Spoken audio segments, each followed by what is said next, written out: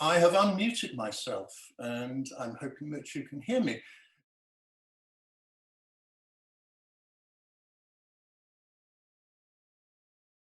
Hark the Herald Angels Sing itself has got an extraordinary history, which you perhaps know.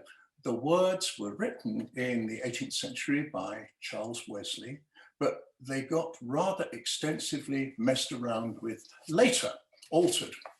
And the original first pair of lines ran, "Hark how all the welkin rings, glory to the King of Kings," which is fine, except I don't think many people know what the welkin is.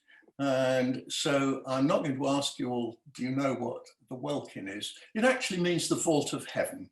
And so it's hark how the vault of heaven rings, glory to the King of Kings. But the altered version, which came rather later from Whitefield, who was one of Wesley's disciples, has caught on. And I think it would be very hard to try and reinstate the original text now. What about the music, though? Well, it's by Felix Mendelssohn. And this was actually a question in my Christmas quiz last year. For what purpose was this originally written?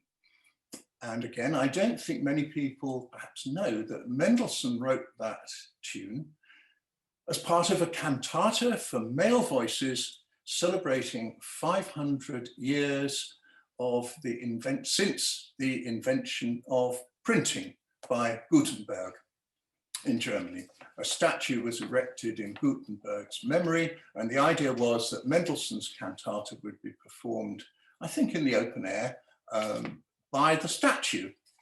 And Mendelssohn was firmly of the opinion that it was not at all appropriate for any sacred text, but he was persuaded otherwise by his English publisher, William Bartholomew, who said, "Oh, go on, it's a good tune. Can't we use it for Hark the Herald Angels Sing," which never did have a tune associated with it. And I'm not sure whether this happened with Mendelssohn's approval, but it has definitely caught on. The original words, in case you're curious, go like this: "Vaterland, in deinem Grauen brach der goldene Tag einst an. Deutschland, deine Völker sahen seinen Schimmer niedertauen." And then the refrain goes, "Gutenberg, der deutsche Mann, Gutenberg, der deutsche Mann, zünde die Fackel an. Gutenberg, der deutsche Mann, zünde deine Fackel an." It's not much like Wesley, is it?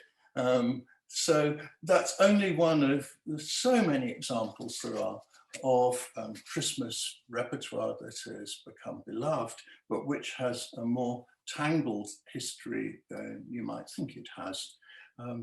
I do think it's a great tune. I think Mendelssohn was actually wrong.